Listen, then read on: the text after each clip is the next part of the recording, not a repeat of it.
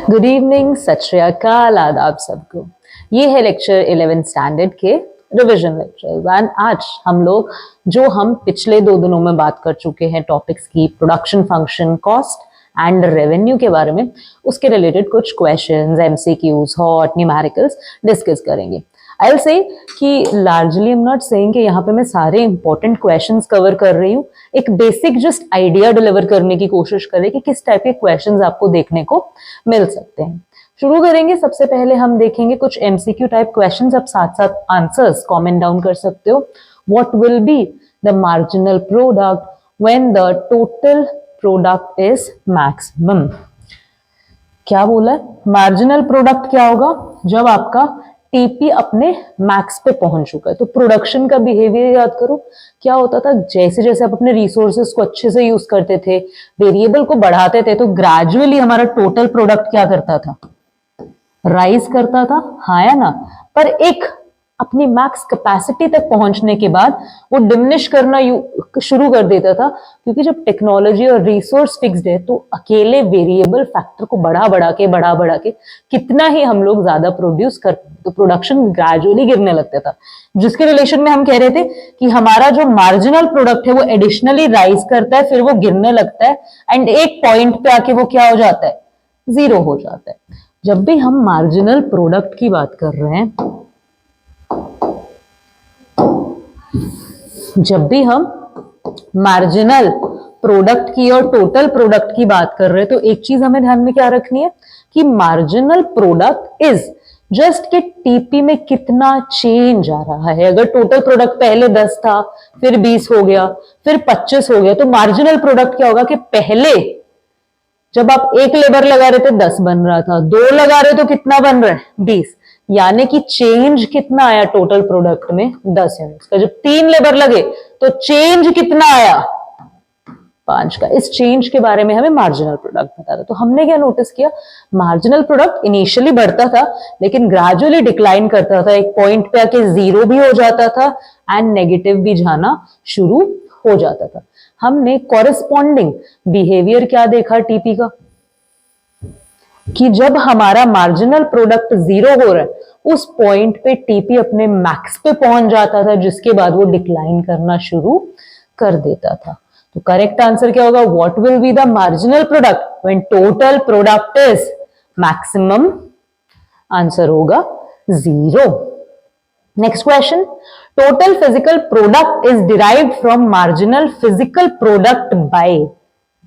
अगर आप लोगों के पास मार्जिनल प्रोडक्ट गिवन है, हाँ या ना, से 5, 10, 15, 15, 20, सॉरी 20 तो नहीं जाएगा, लेट्स से 5, 0, -5, एंड आपको बोला टीपी निकालो, कैसे निकालोगे?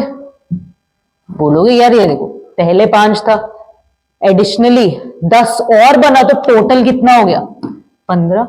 यानी टीपी को मैं ऐसे कह सकती हूं, MP of N plus MP of N plus 1। ये वाला एमपी और अगला एमपी दोनों को साथ जोड़ के बन जाएगा हमारा टीपी। अगेन ये वाला एमपी और अगला एमपी जोड़ के हमारे पास क्या बन जाएगा? टीपी। अगेन ये वाला एमपी और ये वाला जोड़ के हमारे पास क्या बन जाएगा?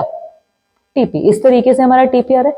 यानी कि जब भी हम मार्जिनल प्रोडक्ट से टोटल प्रोडक्ट निकालने की बात करें तो हम क्या करेंगे? एडिशन करेंगे, सबट्रैक्शन करेंगे, प्रोडक्ट करेंगे यानी कि मल्टीप्लाई, या फिर डिवाइड करेंगे।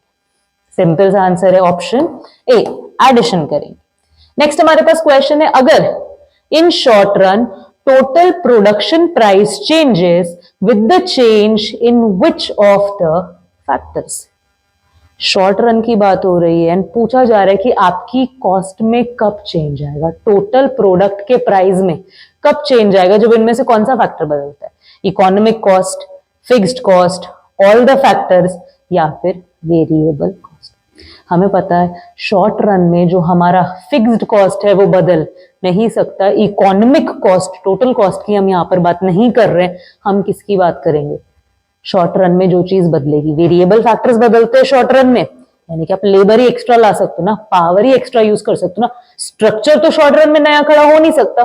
तो फिक्स्ड फैक्टर में चेंज आने की वजह से नहीं, वेरिएबल कॉस्ट, वेरिएबल फैक्टर में जब चेंज आता है उसका कहाँ इंपैक्ट पड़ता है, हमारी टोटल प्रोडक्ट प्राइस पे, टोटल कॉस्ट पे हमारी फर्क पड़ता है। करेक्ट आंसर क्या हो जाएगा, ऑप्शन 4।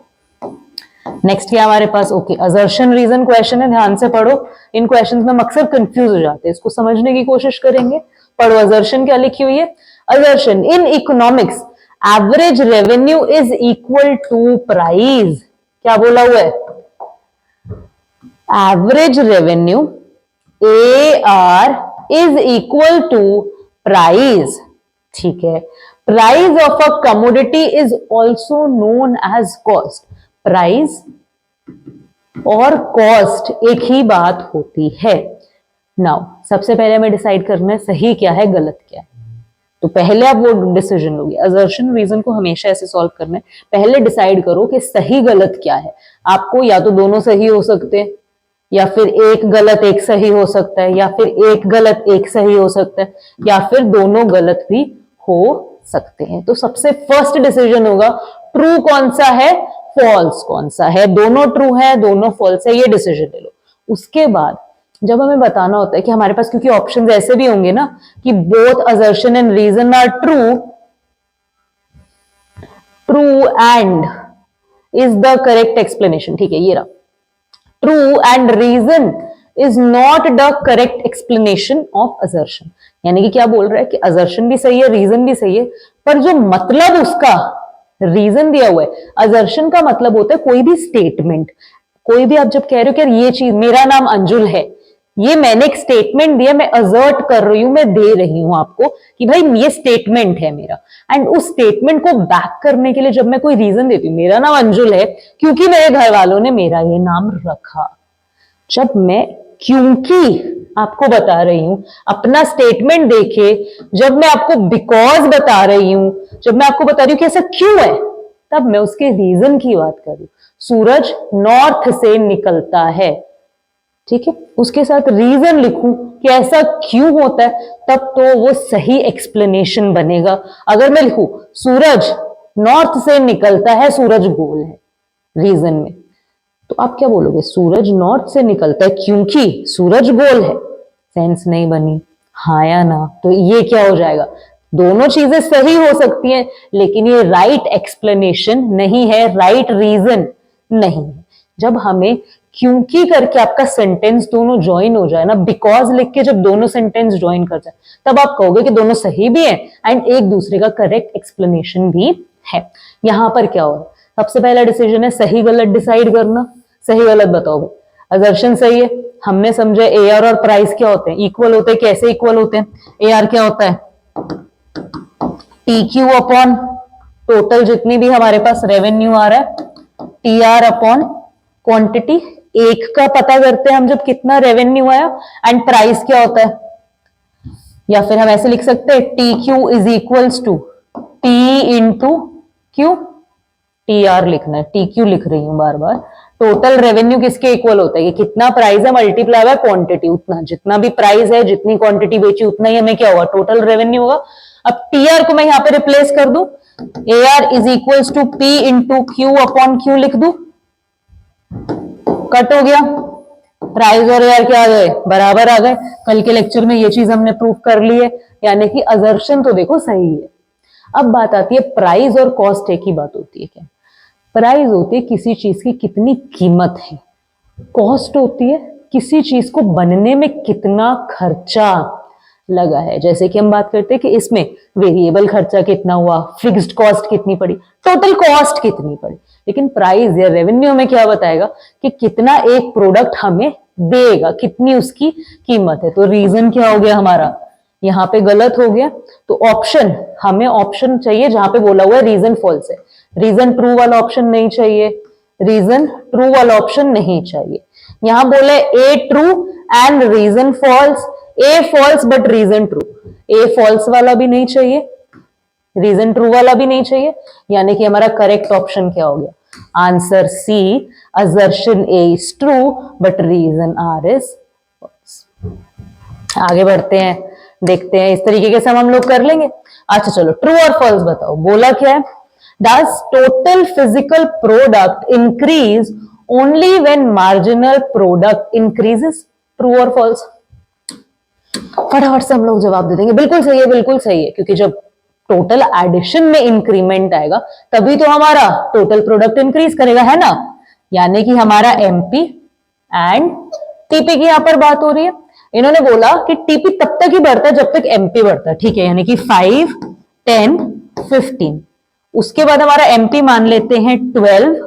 उसके बाद हम सिंपल रख लेते हैं, थोड़ा सा कैलकुलेट करना आसान रहेगा। 15, 5 एंड 0। यहां तक एमपी इंक्रीज कर रहे हैं, उसके बाद एमपी डिक्लाइन कर रहे हैं। टीपी निकाले, चलो। 5, 5 + 10 15, 15 + 15 30, 30 + 5 35 + 0। क्या नोटिस कर रहे हो यहां पे? यहां पर क्या हुआ था इस स्टेप पे? एमपी डिक्लाइन किया, लेकिन टीपी इंक्रीज कर तो रहा है, यानी कि टीपी इंक्रीज करेगा सिर्फ तब जब मार्जिनल प्रोडक्ट इंक्रीज कर रहे, नहीं, मार्जिनल प्रोडक्ट डिक्लाइन करेगा तब भी टीपी बढ़ेगा। बस एक कंडीशन फॉलो होनी चाहिए कि एमपी नेगेटिव नहीं जाना चाहिए। अगर 0 के अगला हम -5 कर दें कि एमपी गिर के -5 हो गया, तो ये 35 से कहां चला जाएगा? 30 पर चला जाएगा। कम हो गया ना। कम किस कंडीशन में? जब एमपी डिक्लाइन कर रहे, जब एमपी डिक्लाइन कर करके नेगेटिव हो चुका है। किसको बात समझ में? तो आंसर हम लोग फ्रेम कैसे करेंगे इसका? False, because when total physical product increases, marginal physical product decreases but remains positive. कहते तब तक बढ़ता रहेगा टोटल प्रोडक्ट जब तक मार्जिनल प्रोडक्ट चाहे घट रहा है, लेकिन उसकी वैल्यू क्या होगी? पॉजिटिव होगी। तब तक टीपी में कुछ ना कुछ ऐड तो होता जा रहा है। नेक्स्ट क्या हमारे पास? बताओ true and false. When the returns to a factor decline, the marginal and total product also decline. क्या बोला हुआ है? बताओ बताओ क्या बोला हुआ है? बोला हुआ है कि जब returns to a factor decline कर रहे हैं, यानी कि सिंपली बोला हुआ है कि जो आपका ये पीस ऑफ लैंड है, हाँ या ना, इसमें आपने कुछ ना कुछ उगा रखा है, वेरिएबल फैक्टर्स ऐड करके, हाँ या ना। अब आपने क्या किया? एक और पर्सन ऐड कर दिया। हमने पढ़ा है लॉ ऑफ वेरिएबल प्रोपोर्शन या वेरिएबल रिटर्न्स, जो कि बताता है कि जब आप वेरिएबल फैक्टर्स ऐड करते जाओगे फिक्स्ड फैक्टर को चेंज किए बिना, तो आपके जो रिटर्न्स हैं वो डिमिनिश करने लग जाएंगे, फॉल करने लग जाएंगे। तो हमारा जो मार्जिनल प्रोडक्ट है वो क्या करेगा? डिक्लाइन करेगा। पर क्या टोटल प्रोडक्ट भी डिक्लाइन करेगा? अभी इसका रीजन ऊपर समझ के आए। टोटल प्रोडक्ट हमारा डिक्लाइन नहीं करेगा तब तक जब तक कुछ ना कुछ मार्जिनल प्रोडक्ट है। मार्जिनल प्रोडक्ट गिर सकता है, मार्जिनल प्रोडक्ट 5, 10, 10, 5, -5 गिर सकता है, लेकिन टीपी में कुछ ना कुछ क्योंकि ऐड हुए जा रहा है, हाँ या ना, इसीलिए टीपी जो है वो बढ़ेगा। कब तक बढ़ेगा? जब तक मार्जिनल प्रोडक्ट नेगेटिव नहीं हो जाता। क्या आंसर लिख देंगे इसका?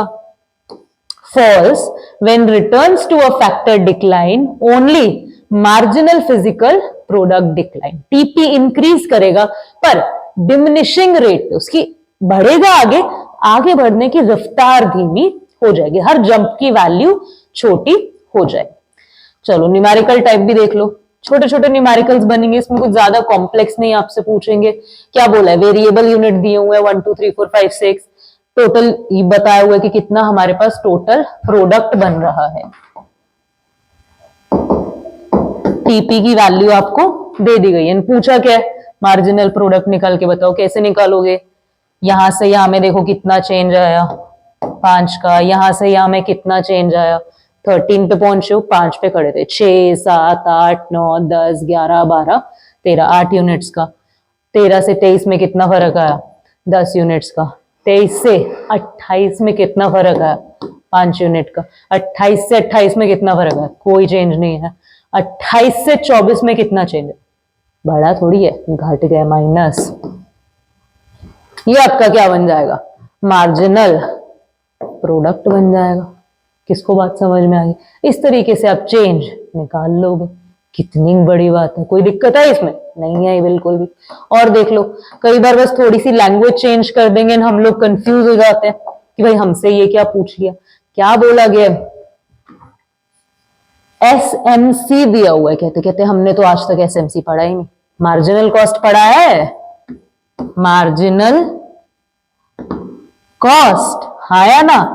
जितनी भी चीजों की हमने बात की इन लेक्चर्स में, सब शॉर्ट रन में स्टडी हो रहे हैं। तो एस का क्या मतलब है?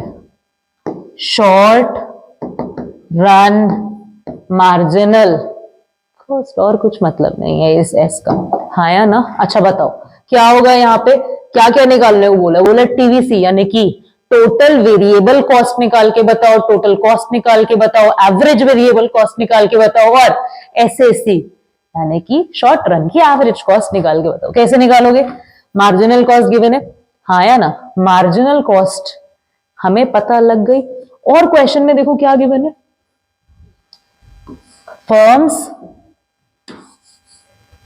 फिक्स्ड कॉस्ट गिवन है। क्या गिवन है? फर्म का, firm is total fixed cost of firm is 100, यानी कि टोटल फिक्स्ड कॉस्ट निकालने बोला है, नहीं निकालने बोला, पर हमें पता लग गई टोटल फिक्स्ड कॉस्ट। लिख लू यहां पर, टोटल फिक्स्ड कॉस्ट कितनी है? जीरो पर भी 100, 100, 100, 100, 100, 100 एंड 100। अच्छा, मैं एक एक दो निकालूंगी, बाकी सारे आप खुद निकालना, ठीक है? टीवीसी कैसे निकालोगे? टोटल वेरिएबल कॉस्ट कैसे फाइंड आउट करोगे? सोचो। हमें पता है मार्जिनल कॉस्ट और वेरिएबल कॉस्ट क्या होती है, सेम ही तो होती है। टोटल कॉस्ट कैसे निकालोगे? टोटल कॉस्ट इन दोनों कॉलम्स को जोड़ के बनेगी, हाँ या ना? 100 बन गई, 600 बन गई। किसको बात समझ में आ रही? यानी कि इन दोनों कॉलम को नहीं, सॉरी, इन दोनों कॉलम को। हालांकि उससे फर्क कोई नहीं पड़ेगा क्योंकि एमसी और वीसी क्या होते हैं? सेम ही होते हैं, पर सही जोड़ो। हमें क्या जोड़ना है टोटल कॉस्ट में? टोटल फिक्स्ड कॉस्ट और टोटल वेरिएबल कॉस्ट। देखो न्यूमेरिकल्स देख के हम कई बार पैनिक करने लगते हैं कि ये तो हमने पढ़ा नहीं है, ये तो हमें आता नहीं। मेरा सजेशन वहां पे यही रहेगा कि आप न्यूमेरिकल से डील कैसे करते हो उस पे काम करो। न्यूमेरिकल देख के पैनिक मत मारा करो, न्यूमेरिकल देख के समझा करो मुझे गिवन क्या है। सबसे पहले आइडेंटिफाई करो कि गिवन क्या है, देन जंप करो कि मुझे ढूंढने को क्या बोला हुआ। जब आपको दो चीजें पता लगे कि यार ये मेरे पास है, यहां तक मैं जाना चाहता हूं, फिर देखो कि इनके बीच में कोई रिश्ता बन सकता है, उनके बीच के रिश्ते नाते जोड़ दो, आप अपने आंसर तक पहुंच जाओगे। जैसे कि मुझे टोटल कॉस्ट ढूंढने को बोला हुआ है, मुझे पता है कि एमसी और वीसी क्या होता है? सेम होता है। और फिक्स्ड कॉस्ट मुझे क्वेश्चन में दे रखी है, फिक्स्ड और वेरिएबल को जब साथ जोड़ती हूँ तो टोटल कॉस्ट आ जाती है। टोटल कॉस्ट आ गई, टोटल वेरिएबल कॉस्ट आ गई। एवरेज कैसे निकालोगे? एवरेज क्या होता था? एवरेज में हम टोटल अपॉन क्वांटिटी करते थे, पर एवरेज कॉस्ट की जगह क्या पूछा हुआ है? एवरेज वेरिएबल कॉस्ट पूछा हुआ है। तो आप टोटल कॉस्ट उठाने की जगह टोटल वेरिएबल कॉस्ट उठा लोगे। टीसी नहीं उठाओगे, टीवीसी उठा लोगे। सारी टोटल वेरिएबल कॉस्ट उठाएंगे एंड क्वांटिटी से क्या करते जाएंगे? डिवाइड करते जाएंगे। अपने पास क्या आ जाएगा?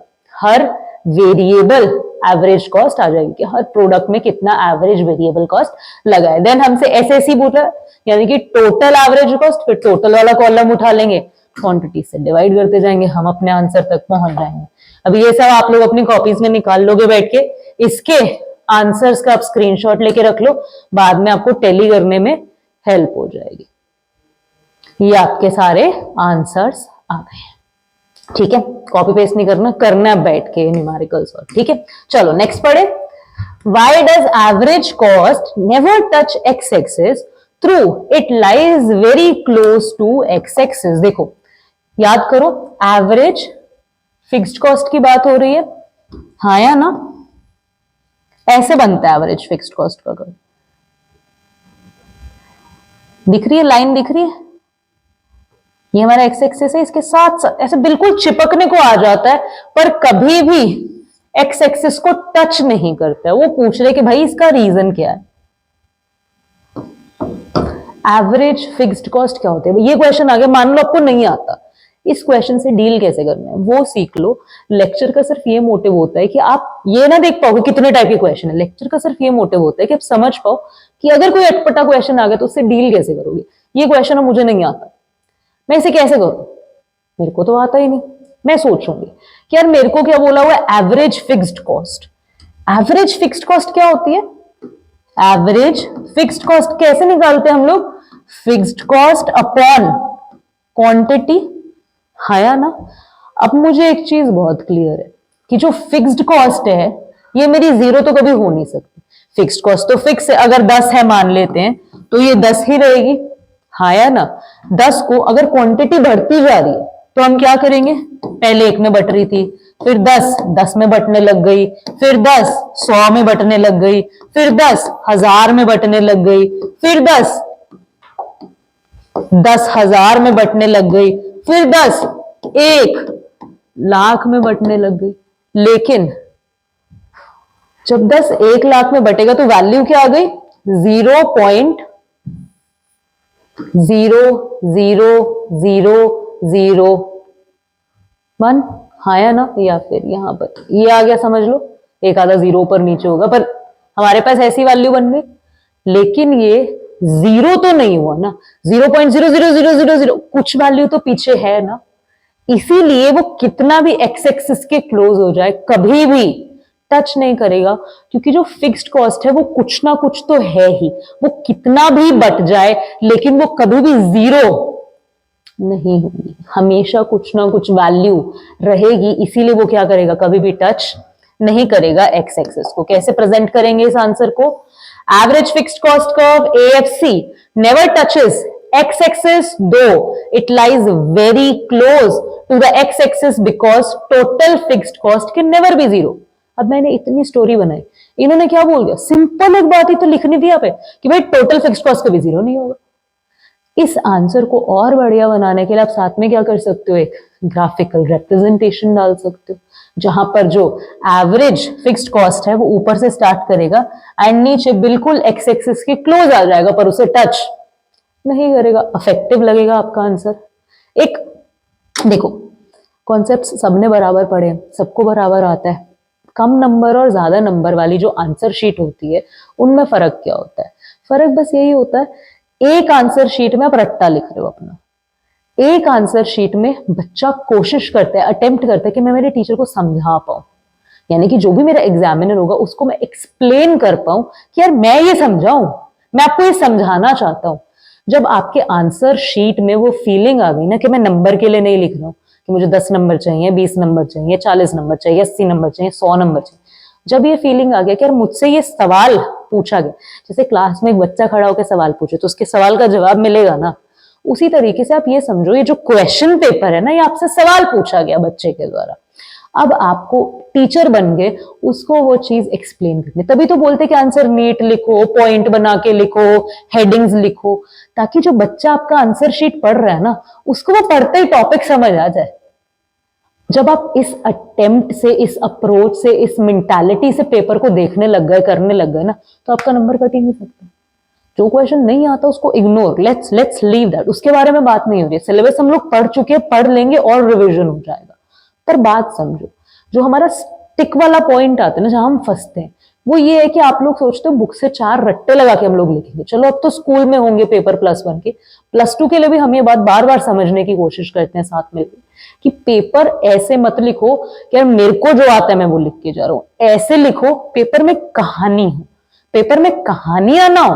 ये नहीं लिखना होता कि in other words I mean to say, हम ऐसे शब्दों को यूज करके अपने आंसर्स को एक्सटेंड करने की कोशिश करते हैं कि बड़ा लगेगा तो नंबर मिल जाएंगे, पर उस चीज के नंबर नहीं मिलते। नंबर मिलते हैं जब आप अपनी बात को एक्चुअली समझा पाते हो, जब आपने वो चीज कम्युनिकेट करना शुरू कर दिया ना, तब आपका आंसर शीट में ऐसा लगता है कि आपने रट के लिखा है। वो आंसर शीट बोलती है टीचर को, यार मेरे को नंबर दो ना, मेरे को आ गया।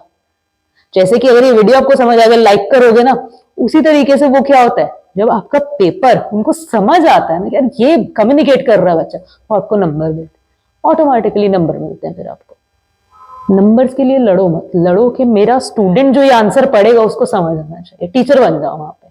वो जब हम लोग इस अप्रोच में आ गए ना, तुम्हारे आंसर्स गलत हो ही नहीं सकते। हमारा एक्सप्लेन करने का तरीका गलत हो ही नहीं सकता। देखो क्या लिखा है, एक्सप्लेन करो relation between average cost and marginal cost. कैसे रिलेशन होता है एवरेज मार्जिनल के बीच? बार बार हमने समझा है कि एवरेज से हमेशा एक्सट्रीम रिलेशन देगा, रिएक्शन देगा मार्जिनल। अगर दोनों गिर रहे हैं तो मार्जिनल ज्यादा स्पीड से गिरेगा, दोनों बढ़ रहे हैं तो ज्यादा स्पीड से बढ़ेगा। कॉस्ट कर्व की जब भी हमने बात की, हमने नोटिस किया कि पहले कॉस्ट कर्व गिरते हैं फिर बढ़ते हैं, यानी कि कॉस्ट कर्व्स हमेशा कैसे बनते हैं? यू शेप्ड बनते हैं, हाँ या ना? अच्छा, ये लो मैंने दो कॉस्ट कर्व बना दिया आपके लिए। बताओ एवरेज वाला कौन सा और मार्जिनल वाला कौन सा है? मैं आपके लिए कलर चेंज कर दूं, हाँ या ना? ए एंड बी बुला दूं, ए बी। चलो अब बताओ कमेंट करके कि ए एवरेज है या बी एवरेज है, ए मार्जिनल है या बी मार्जिनल है। बात समझो, कैसे पता चलेगी ये चीज हमें? मैंने तो यहाँ पे लिखा नहीं है एवरेज मार्जिनल, आपको मैंने क्या एक इंफॉर्मेशन दी कि जो मार्जिनल है वो हमेशा ज्यादा रिएक्शन देगा इन कंपैरिजन टू एवरेज। अब कॉस्ट कर्व्स नीचे गिर रहे हैं, ज्यादा स्पीड से कौन सा नीचे गिर रहा है? ये वाली चीज, हाँ या ना? जब कॉस्ट कर्व ऊपर बढ़ रहे हैं ज्यादा स्पीड से, कौन सा ऊपर बढ़ रहा है? ये वाला लाइन, यानी कि ये क्या है? जो जब नीचे गिर रहे तब ऊपर लाई कर रहा है, यानी कि वो कम स्पीड से गिर रहा है, एंड जब ऊपर जाना है तो वो धीरे धीरे ऊपर बढ़ रहा है। इसको हम क्या नाम दे रहे हैं? Average cost. इस लाइन किसको बात समझ में आ गई? तो अगर हम रिलेशनशिप की बात करेंगे, आंसर कैसे फ्रेम करना है? आंसर लिखेंगे कि एवरेज और मार्जिनल कॉस्ट के बीच के रिलेशनशिप को समझते हैं कि जब एवरेज कॉस्ट गिरेगी, एवरेज कॉस्ट क्या करेगी? डाउन आएगी, तो मार्जिनल कॉस्ट एवरेज कॉस्ट से ज्यादा स्पीड से डाउन आएगी, declines faster than the average cost. That marginal cost curve remains lower then the average cost. Marginal cost हमारा क्या बन रहा है? नीचे बनेगा हमारे एवरेज कॉस्ट कर्व से। ये हमारा क्या है? Marginal cost. ये हमारा क्या है? Average cost. Marginal cost curve नीचे होगा, ज्यादा स्पीड से क्या करेगा? डिक्लाइन करेगा in comparison to average cost, lower होगा, remains lower than average cost. When average cost increases, जब एवरेज कॉस्ट बढ़ना शुरू करेगी तब marginal cost rises faster than average cost. तो मार्जिनल कॉस्ट और आगे बढ़ जाएगी, फटाफट राइज करना शुरू कर देगी। मार्जिनल कॉस्ट उसकी वजह से अबव द एवरेज कॉस्ट आपको देखने को मिलेगी, ऊपर देखने को मिलेगी। Marginal cost curve intersects average cost, ये दोनों एक पॉइंट पे इंटरसेक्ट कर रहे हैं, मिल रहे हैं आपस में, यानी कि MC is equals to AC हो रहा है, वो क्या होता है? फ्रॉम इट्स लोएस्ट पॉइंट, वो एवरेज कॉस्ट का लीस्ट पॉइंट होता है, मिनिमम पॉइंट होता है, उस पॉइंट से ही एवरेज कॉस्ट ऊपर बढ़ना शुरू करता है। When the average cost is minimum, उस पॉइंट पे marginal cost is equals to average cost हो जाता है। ये आंसर है आपका, देख लो एक बार। इस तरीके से जो आपके बड़े रिलेशनशिप वाले आंसर्स होंगे वो आप इस तरीके से प्रॉपर पॉइंट्स में फ्रेम करके आ सकते हो कि स्टोरी बने कि पहले क्या हुआ फर्स्ट स्टेज में, सेकंड स्टेज में एंड थर्ड स्टेज में। आगे बढ़ते हैं, ये हमारा क्या है? लास्ट क्वेश्चन है if I am not wrong. क्या क्वेश्चन है? बताओ relationship between marginal revenue and average revenue. दो तरीके के एवरेज रेवेन्यूज देखे हमने, एक जहां पे रेवेन्यू कांस्टेंट रहता है, प्राइसेस कांस्टेंट रहते हैं, एक जहां पर एवरेज रेवेन्यू क्या करता है? डिक्लाइन करता है। दोनों के बिहेवियर की हम लोग बात करते हुए लिखेंगे कि देखो AR में कोई भी चेंज आएगा तो वो काफी बड़ा चेंज, अपने आप से ज्यादा बड़ा चेंज लेके आएगा MR के अंदर। इसीलिए AR कर्व इफ देयरफॉर अगर AR कर्व का नेगेटिव स्लोप है, डाउनवर्ड स्लोप है, तो MR कर्व का क्या होगा? उससे भी ज्यादा डाउनवर्ड स्लोप होगा, उसके नीचे लाए करेगा। जैसे AR ऊपर है, MR क्या है? उसके नीचे लाए करेगा, बहुत ज्यादा, उससे ज्यादा स्पीड से गिरेगा। सिमिलरली अगर AR कर्व का कोई पॉजिटिव स्लोप होगा तब MR कर्व का भी क्या होगा? उससे ज्यादा पॉजिटिव कर्व होगा एंड वो ऊपर की तरफ लाए करेगा AR कर्व से। एवरेज मार्जिनल का बिहेवियर सेम रहेगा, चाहे कॉस्ट की बात करें चाहे रेवेन्यू की बात करें। If A R curve is parallel to X axis, अगर पैरेलल दिखे आपको एक्स एक्सिस के, तो M R curve coincides with it, मतलब एक ही लाइन दिख रही है ना यहाँ पे, क्योंकि ए आर कर्व के ऊपर ही एम आर कर्व की लाइन लेटी हुई है, यानी कि कोइंसाइड कर रही है एक दूसरे के ऊपर है। किसको बात समझ आ गई कि आंसर किस तरीके से फ्रेम होंगे? हाँ या ना? अगेन मैं कहूंगी दिस इज नॉट कि क्या क्या क्वेश्चंस आने वाले, दिस इज कि आप किस डायरेक्शन में प्रैक्टिस कर सकते हो। बड़े क्वेश्चंस हम लोग किस तरीके से फ्रेम करेंगे, ग्राफ्स कैसे इंक्लूड करेंगे, ठीक है, एंड जो हमारे ट्रू एंड फॉल्स वाले समय उनमें हम किस तरीके का एक्सप्लेनेशन वहां पर दे सकते हैं, न्यूमेरिकल्स को किस तरीके से अपने को अटेम्प्ट करना है। होपफुली ये बातें सब क्लियर हुई। जो वन वर्ड्स हैं उनको किस तरीके से देखना है, किस तरीके से समझना है, अटेम्प्ट करना है। एक स्टोरी बनाया करो दिमाग में, कहानियां मत बनाया करो पेपर में, पर आंसर में कहानी होनी चाहिए। दोनों बातों में बहुत फर्क है, इस फर्क को रियलाइज करो एंड अपने पेपर का प्रेप प्रॉपरली करो, क्योंकि अब हार्डली 10-15 दिन रह गए हैं। काफी स्कूल्स में फेब में स्टार्ट हो जाएंगे, अदरवाइज फेब मिड तक, मार्च तक आप लोगों के सबके पेपर हो जाएंगे। तो इसीलिए यही कुछ दिन है, बढ़िया से पढ़ लो, अच्छे नंबर लो एंड एक गुड मूड के साथ +2 को, ताकि 12th स्टैंडर्ड को आप एंटर कर सको। होपफुली ये चीज हमें बिल्कुल क्लियर हो गई। चलो देन फिर हम अब मिलेंगे जब, तब हम बात करेंगे आगे प्रोड्यूसर के बिहेवियर को समझेंगे कि वो अपने इक्विलिब्रियम को कैसे अटेन करेगा। क्या थ्योरी होता है सप्लाई का, सप्लाई कैसे काम करता है एक प्रोड्यूसर का, जैसे डिमांड पढ़कर आए वैसे सप्लाई पढ़ेंगे, सेम सेम चीजें हैं, एक दूसरे के साथ रिलेट करके समझने की कोशिश करेंगे। मिलते हैं आने वाले लेक्चर्स में, तब तक खेले कीप लर्निंग गाइस।